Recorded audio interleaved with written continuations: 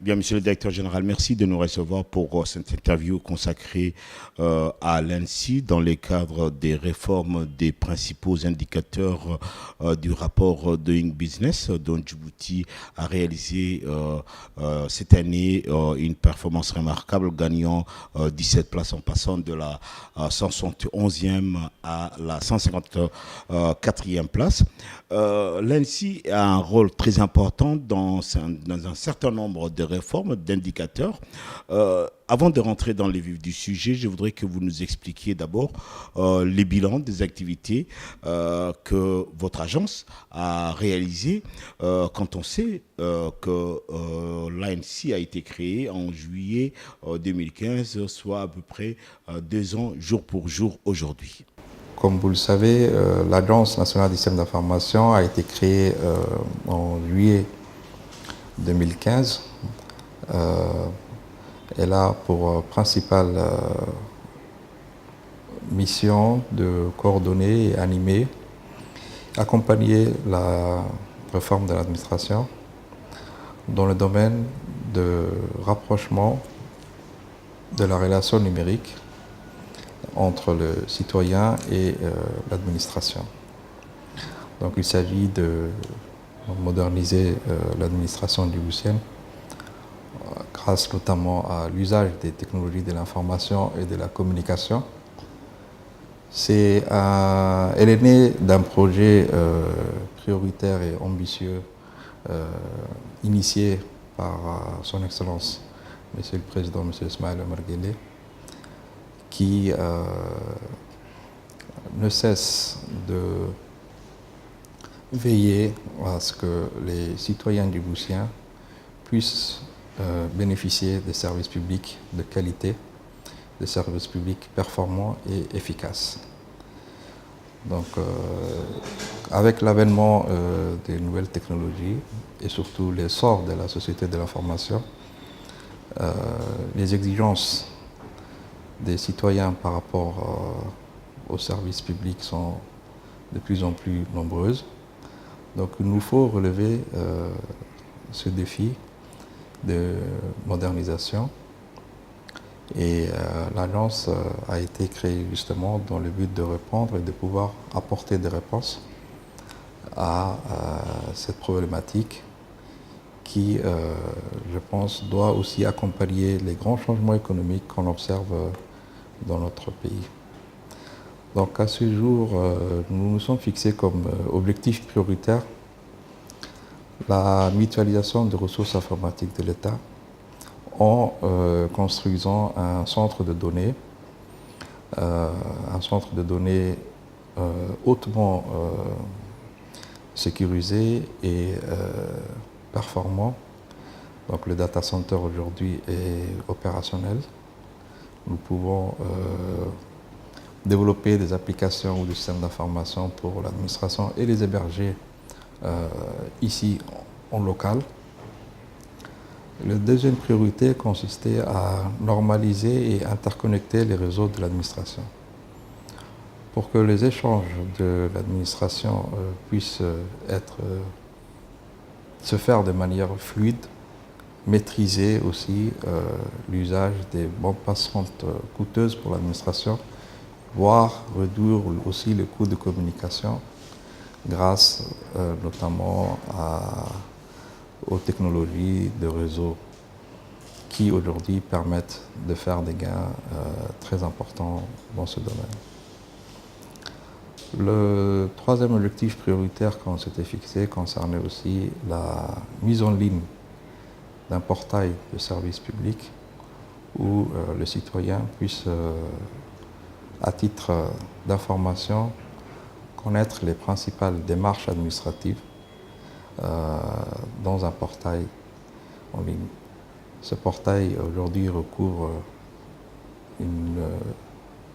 aux alentours de 70 procédures administratives où on s'est uniquement focalisé sur des questions toutes simples pour l'utilisateur, à savoir pour avoir tel service, où s'adresser, qu'est-ce qui est demandé pour pouvoir bénéficier de ce service, le lieu, les délais, ici, il y a un coût, en s'appuyant aussi sur les bases juridiques existantes.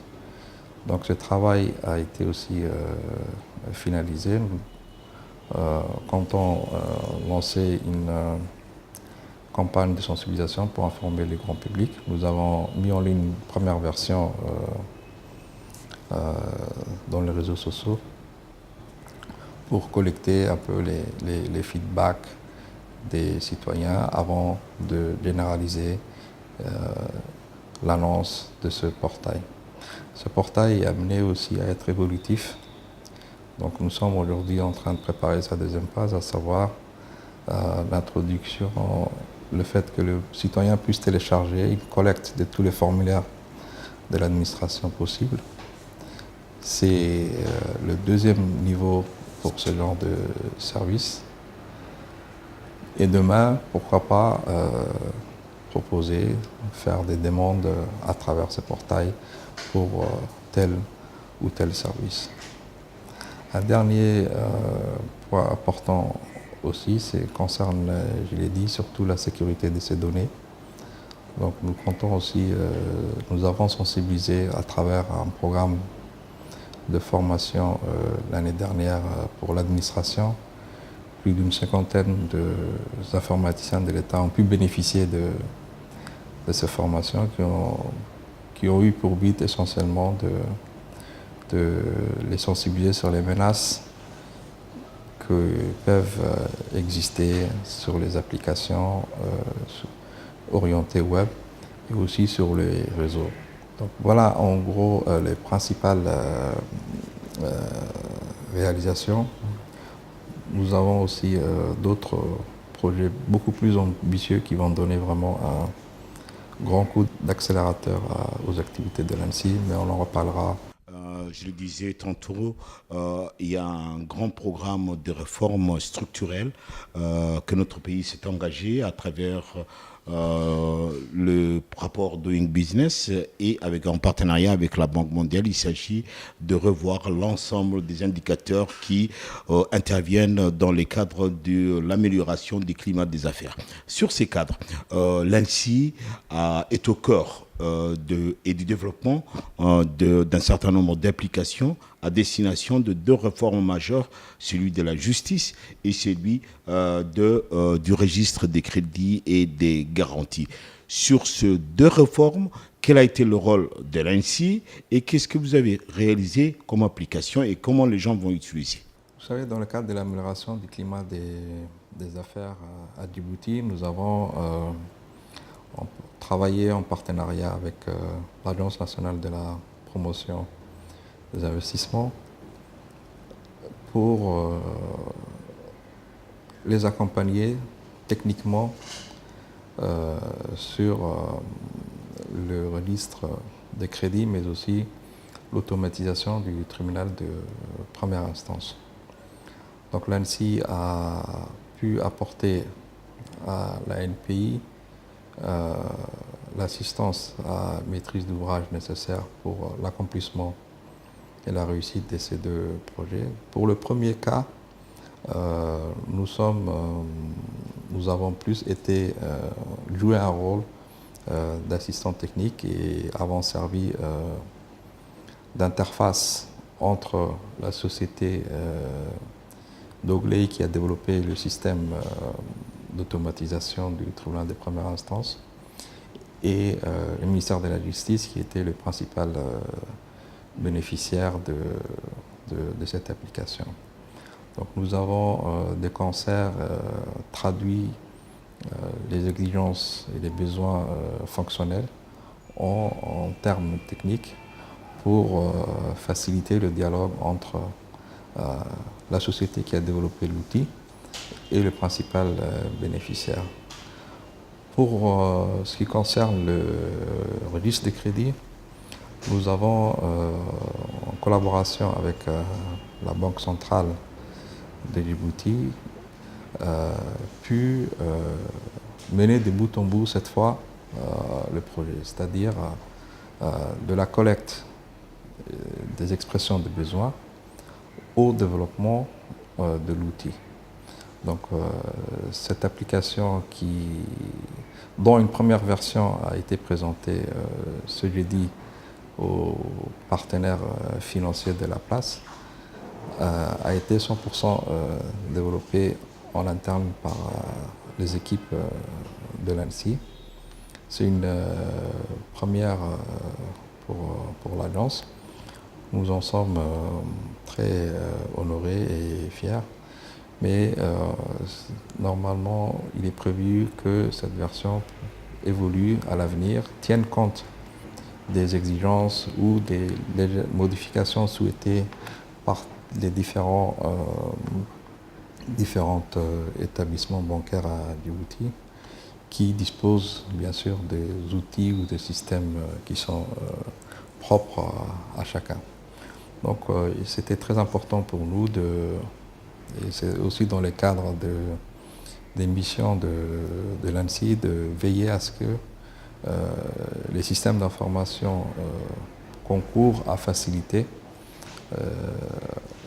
les relations entre les différents bénéficiaires et partenaires. Monsieur le directeur, pour bien comprendre, est-ce que c'est l'ANSSI qui centralise toutes les informations à travers leur data center, toutes les informations issues donc de la procédure judiciaire et du registre de crédit et des garanties, c'est ça? Tout à fait, monsieur Saleh. C'était important de pouvoir héberger dans un endroit sécurisé ces applications hautement importantes pour le ministère de la Justice, mais aussi pour la Banque centrale. Parce que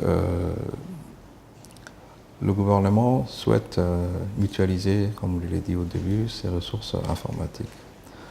Aujourd'hui, dans un contexte beaucoup plus global, la tendance aujourd'hui, avec l'apparition aussi de nouveaux métiers en informatique, il est des pratiques de plus en plus courantes que les ministères ou même les sociétés aujourd'hui puissent déléguer la gestion de leur exploitation informatique à des sociétés tiers. Donc nous, en tant que Agence nationale des systèmes d'information de l'État, nous jouons ce rôle de délégation pour la gestion quotidienne parce que le ministère ou peut-être ne dispose pas de ressources suffisantes, de ressources humaines, de ressources informatiques pour investir dans l'hébergement de ce type d'applications. Donc c'est dans un souci aussi de cette mutualisation, de sécurité aussi, parce qu'on a investi dans des équipements hautement performants pour garantir cette disponibilité. Et nous avons aussi un personnel qui est formé dans la gestion de ces parcs informatiques qui est de dernière génération et qui normalement a mené aussi à relever les défis surtout le plus important, c'est la disponibilité. Aujourd'hui, une panne informatique, si on n'a pas les réponses et les procédures appropriées, on peut pénaliser l'application. Et nous mettons surtout l'accent à une gestion efficace et soulager les bénéficiaires de ce tracas quotidien où ils doivent veiller à ce que l'application fonctionne, est-ce qu'il n'y a pas eu de menaces venant de l'extérieur ou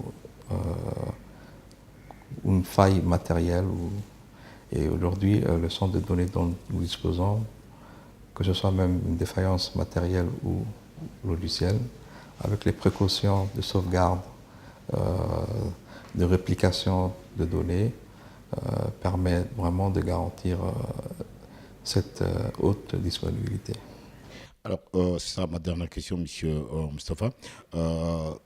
Quelles sont les perspectives des activités qui sont ou des projets qui sont sur le pipeline pour vous dans le cadre du développement de l'ANSSI et dans le cadre justement de renforcer vos missions vis-à-vis aussi bien des services de l'État que des citoyens djiboutiens. Nous avons en partenariat avec la Banque mondiale un projet de modernisation de l'administration publique.